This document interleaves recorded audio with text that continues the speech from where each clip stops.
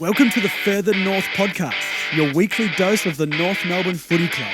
My name is Josh and this is a fan-run podcast doing match previews, reviews and everything North. Let's get it started.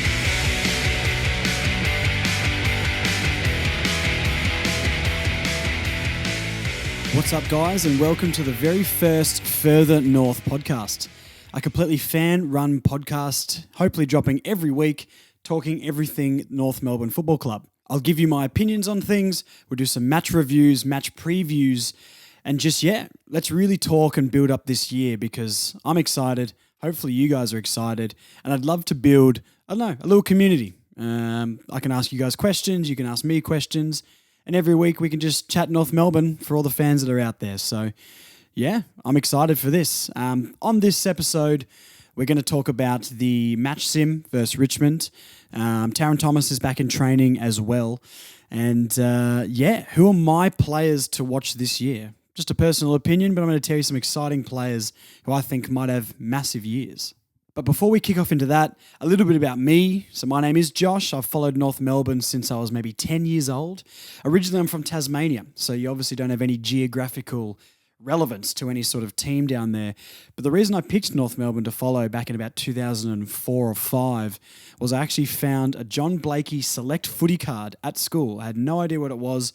I never watched AFL before, and it just stuck with me. I thought the colours were cool. I liked the kangaroo.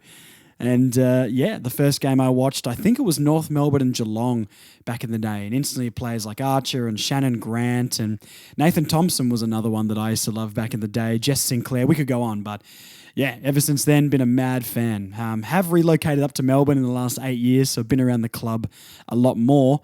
So hopefully that passes all the North Melbourne credentials that I need to do this. But we'll see. Obviously the last few years has been a bit tough, but here we are, ready to go again. So yeah, let's kick into the match sim with Richmond. A very different format in the match sims. 6 periods, 8 periods of play. And I think at one point, both teams decided to stop the play and sort of replay it from the centre bounce where Richmond were, role-playing a defensive scenario, like they're trying to hold a small lead and North trying to get the lead. A lot of people sort of criticising it, aren't sure. It's just a match sim. I think that's actually pretty cool because as we know, intra-club match versus even a pracky match against a random team, you're going to be going a lot harder at the ball. So, yeah, I think it worked out pretty well. Obviously, we nearly got the win, storming back late. Was it 75-73 all up? I think I'm just going to go through a few players and things like that sort of stood out to me. But also, I guess the game plan, we were very, very corridor focused and moving the footy a lot quicker, which is already super exciting for us. Hopefully be able to watch that free-flowing football again and using that corridor, Things were pretty stagnant and absent under Noble and Reece Shaw before. And I don't know. I think like all of you guys, I'm sure you back Clarko, right? You really think he's going to be able to get the talent that we've got on this list going. Guys like Kane Corns, as we know, have no idea and their job, he's paid to just be a wind-up merchant. We know North's got a lot of talent on this list and hopefully Clarko's going to get that out of him. So I guess, using the corridor and faster passages of play was the biggest thing, I guess, about the game plan. And I think running in packs or running with support was, a big difference in this compared to last year. Last year and the years before, every game I've watched, we've never got people round the ball. Like there'll be a contest, the ball will come to ground and there's 5 Tigers around the ball, all running in a pack together, pushing it forward, and there's just no North players to be found. So I think that was pretty good, and that was pretty relevant for that one play. I think that Goda got the little handball. They ran the ball forward. Stevenson got it in the middle, ran straight through the guts, got to the 50, and hit Charlie Comben in the pocket, and Indy scored. So hopefully more of that to come. As for some players that sort of stood out for me, Tom Powell was one of those. I won't lie to you guys. Haven't really known exactly what Tom Powell has been doing for the last few years. I've been a little bit skeptical on him. But as we saw in the practice match, the intra-club and the one against the Tigers, he seems to have this power busting out of the pack or a couple of steps and he's clear this season. He just looks a lot more athletic and a lot more focused around the footy, I guess. So him and Will Phillips hopefully coming into that midfield, that could be exciting because I think everyone does agree that Cunnington, Simpkin and LDU are probably going to be our starting midfielders, but having those guys be able to rotate through is pretty exciting, and especially what I saw from Tom Powell. Yeah, he definitely proved a few of my early thoughts on him wrong, which is great. Looked very athletic and seemed to be able to get out of trouble really easy. So, yeah, great from him. Paul Curtis was another one that stood out to me. I'm sure you all would have seen in the intra-club a few of those fend-offs, those Cunnington-like fend-offs. He looks big. He looks like he's bulked up a lot this year as well. Kicked a couple of goals, but I think he's in for a big year. I reckon he can really start to maybe play that like a Lindsay Thomas sort of roll up forward, a lot of pressure, but he's probably got a little bit more size about him and can take a pack mark every now and then as well. So that's pretty exciting. He definitely stood out for me. Eddie Ford was another one actually, and once again, I never knew what this kid did. The times I've watched him, he's had little glimpses, I guess, every now and then, but I had him nowhere near my starting 22 for the first round when I did it. So, yeah, he really impressed me. He was leading up at the footy. He was getting involved in the half-forward flank. Decent shot at goal as well, but he was just involved and always there. You know, he's not floating around like I think a lot of the players in the forward line have done in the past. He seemed to get involved. He seemed to get up there. And he looks like a bit of a live wire, a little bit of an X factor, you know, could pop up and kick 3 goals with only 8 possessions or something like that. So, yeah, I really didn't have him on my radar at all. And there's a couple of other really good North Melbourne podcasts out there, and some of them were doing their best 22 for the year, and barely any of the fans actually sent their 22 in, and none of them really had him in there, and neither did I, to be honest. So, yeah, he really stood out. Jack Zeeble is another one for me. Obviously, gave up the captaincy, and then, is he sort of athletic enough? Is he getting a little bit too old now to keep up with the play, with how fast we want to play? I reckon him in defence in that practice game was really solid. Backing into packs, making smart decisions. I don't think I had him in my 22 either. But after that game, I know it's only one game, so let's not get ahead of ourselves, but he looked good. He did. He looked really, really solid. I don't know if I like him one-on-one. I don't think he'd be able to follow anybody around, as we sort of saw last year in round 1 when Mackay went down and they put him at fullback. But as sort of a floating third defender, I don't know. Strong in the air, good mark, good kick, make smart decisions. And I think that's something we do need in that defence because we know how poor that was. Jack Zeeble played really well. I didn't think he would really get a look in, but that was impressive. So well done, Jack. Of course, I want him to do well. Been a legend of the club. I've got his number on my Guernsey. So great job. Cam Zurhaar. Interesting. More time in the middle. Having a guy like that in the midfield surely will scare other midfielders. It's interesting because I think, he's a really good player in that forward line to play that De-Goey role. He's kind of big enough to be a key forward, but he's kind of not. You can crumb on the ground and create a contest. I don't know. I really would prefer him in that forward line. He's one of our better set shots at goal and obviously a reliable goal source from last year, especially that game against Richmond. But interesting, he's going through the midfield now, and I think that could be really good for him. He looked pretty good. Got to get his feet sort of set around the contest, but I don't know. It's new for him, and I think he did pretty well. That was pretty interesting to see Cam Zurhaar going through there. But speaking of that forward line, Harry Sheezel, wowee. 3 goals in his first semi-competitive match, I guess. But he looked really good, creating contests, just being able to find little pockets of space to shift into. And as we always knew coming out of the draft, but it's great to see it in action, he knows where the goals are. I don't know, he just seems like he knows what he's doing down there. Please play him every game this year, put him down there and just let him create. The kid who kicked 25 goals in his first season, no worries at all. He looked very, very classy and sort of fit straight in with that new look forward line, I guess, with Comben down there, who is hopefully going to play a lot more games. I didn't have these guys on the list, but Coleman, Jones and Comben down there. Hopefully they can rotate between those two to pair with Larkey. Obviously, I'd like Comben to be there, and I think maybe I'd have Coleman Jones as that sub that you can sub on this year, just to be able to change the game if one of them isn't doing well and can obviously pinch into the ruck. But yeah, exciting forward line, I think. I think we'll be able to kick goals. The defence is the one I would worry about still, but look, we'll see. So there's some of the players that really stood out for me. We could go over lots more, but we don't want to take too long.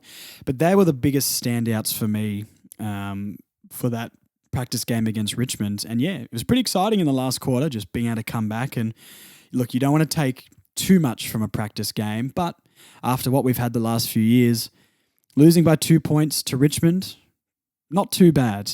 And even though some of the stars are out for both teams, I don't know. I always believe that once professional footballers get on the field and they're playing, even if it was back in the Wizard Cup days or whatever it is, Ansett Cup, they want to win. They want to at least compete to a high level. So, yeah, great job from North Melbourne. Hopefully can set up some socials as well. I'd love to know what you guys think about those takes and some other players that really stood out to you guys. Hopefully I'll get an Instagram and a Facebook and all of that sort of stuff soon enough. So find that, look for that, follow that. Let's build this little community because, yeah, I want to do Q&As and stuff like that because that'll be a bit of fun. We want to know what all the fans think. We want to be able to communicate and talk together. And hopefully it's the start of exciting times for the club. So moving on to some players to watch for during the season. This isn't necessarily about any of those practice games. This is more just players that I am excited to watch and I think might have a breakout year under Clarko. LDU, I mean, look, he stepped up massively last year. A fantastic midfielder in the comp, still very underrated by people, but I guess that's what you get when you've been at the bottom of the ladder for a little bit. But he's that big 190 centimetre midfielder, isn't he? And hopefully he can take another step this year along with Simpkin and Cunnington in the middle. I reckon he could have a massive year. I would back him for the best and fairest if I was going to make an early tip. But finally, some fantastic coaching. If he can do that under Noble, please, Clarko, please. Unleash this man because he could be one of the best midfielders in the comp once North get back up in the finals. Nick Larkey is another one for me. I know it's pre-season, like I've said heaps of times, but the club was putting out little videos of them on like a training camp, and I hadn't seen Nick Larkey for a bit, and his arms were the size of tree trunks. And instantly, my brain goes, he's going to win the Coleman. Look at the size of his arms. That means he can kick straight and dominate. But no, I think he will have a mega year. That midfield with Phillips and Powell coming in and hopefully some more free-flowing corridor offense. Hopefully the players can actually kick a little bit better and hit him lace out, hit him on the chest because we know how good of a set shot at goal this kid is. He kicks bags of 5, bags of 7, then does nothing for 3 weeks, then kicks 5 or 7. But if he can get 2 or 3 a game consistently, that would be a mega, mega year for Larkey. And if he can get the service, we know he's got the capability of doing that. So just needs that service, guys. Come on, hit him. Griffin Logue. Griffin Logue is, for me, a mega, mega pickup. The half-back line or another key defender to help out Mackay was, for me, the biggest hole in our team. Aiden Core, personal opinion, I don't rate him very highly. I think he's incredibly poor in a one-on-one marking contest. And when someone told me that guy was 194 centimetres, I couldn't believe it. He looks very small out there. He's not athletic enough.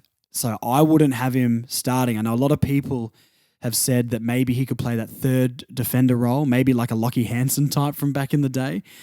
I don't know. I don't see it. I think Griffin Logue coming in is going to be massive, massive. Biggest pickup of the off-season. Yeah, I reckon he's going to have a big one and fill that hole. Mackay can float around, take intercept marks, and hopefully he could maybe lock down their main forward as well. So, I don't know. Griffin Logue, mega signing for me, and I reckon he's going to have a really, really big year, so watch out for him. Tom Powell and Will Phillips are on this list. We did talk a little bit about them before, but I reckon injecting them into the midfield and not just having the same 3 to 4 midfielders going through there all the time, I think it's going to be really big, and they're so young and so exciting. I don't mind Hugh Greenwood, to be honest. I think he's had a pretty good year last year, and I would still have him in the team. But he's getting on. He's not going to be at the club for much longer, you wouldn't think. So having those guys to maybe overrun him and be like, Will, Tom, beat him. That's who you've got to beat in the team to stay in the 22. So I think those two could have a really big year in that midfield, especially how good Tom Powell looked, to be honest. I'm really excited about him. He's the one I've done a full 360 on, where it's like a 180. I guess that's what I went to say. But yeah, I didn't really rate him super highly before, maybe naive from my end, but yeah, he looked really good. And Harry Sheasel, I mean, great draft pick. Knows where the goals are. We've seen him in the pre-matches so far. He could have a big year, and which is very exciting as well. So they would be, I guess, what I give you 6 players. That'd be the first 6 that I sort of thought of when I was thinking who's going to have a big year and maybe go from a C grade player to a B grade player, or a B grade player to an A grade player. They're the ones I would look out for. And once again, once I make the socials, hopefully you guys can follow them. It's all a bit DIY at the moment, but we'll build this community together. I want to know your starting 22s. I want to know who you think's going to have a big year as well. So let's start building that. In another bit of news, I guess Tarryn Thomas is back training at the club again after his little spell on the sidelines. By all reports through the off-season, Tarryn was looking unbelievable in training and obviously had a little bit of a life mishap. Hopefully he's learnt from his actions, because the kid has so much talent. It's unbelievable what I think this kid could do. He could be an A grader for sure. But he just needs to pull his head in and make sure he focuses on his football. He's a young fella. I don't think making a mistake like that means you never play again, but he needs to make sure nothing like that happens again. And I've been really happy with how the club have handled it, to be honest. Putting out the statement that they did, saying that they're going to support him, they're going to give him some programs for education. But if anything else comes out, we're going to take action. Then within an hour, unfortunately, those allegations did come out, and they said, take a stint on the sidelines, mate. We'll see what happens. Everything cooled down. He's into, the programs to educate him and make him aware of how to be respectful, obviously towards women and things like that, which is very important. So hopefully he's learnt. Hopefully he can put this behind him, get into that 22 and be the star I reckon he can be. But that's pretty exciting, because when they sort of announced that he wasn't going to be there for a stint, I don't know, that was disappointing, especially with all of the excitement among us North fans for North Melbourne this year. He's an integral part of our future for me. So glad to see him back in training, and hopefully he really has learnt, and that's not going to happen again. He did say that he's learnt a lot, but look, players put these statements out all the time. I don't know how many times De Goey's said things like that. And obviously our good mate Jackie Ginnivan, it's all press at the end of the day, isn't it? But look, Tarryn, he's a good kid. North Melbourne's a well-run club, and I think being a more family-orientated community club, the right, I guess, education will be in place for him. So I reckon he'll learn from this, move on, and have a great career. So yeah, enough on that anyway. We don't like all the politics. So that's about all for episode 1, guys. Thank you for tuning in. Please follow all the things. Help me build this little community. Tell your mates. North Melbourne, as we know, not the biggest club, but easily the best fan base and the most loyal fan base. So you guys are as integral to building this little thing that I'm trying to do as I am. So thank you so much for listening to this. Next week, we'll be back. I'm going to try and release these every single Monday. So make sure you subscribe wherever you listen to podcasts. So that goes up in your feed. Obviously, we've got the preseason game against the Bulldogs next week. So we'll break that down and we'll see who stands out from that one. Next week, I'm going to give you my ladder predictions, my top 4, my bottom 4. We're going to go from 1 to 18. I'm going to tell you who's going to be where and why. And we might talk a little bit about how far I think North could jump in the next few years with Clarkson. And we'll break all of that sort of stuff down. So, yeah, these episodes, never going to be too long. Just a little recap of everything. They might be a little bit longer through the season. But yeah, thank you so much again, guys, for listening to the first one. It's only just the beginning. Thanks for being on this journey with me. Let's do it together.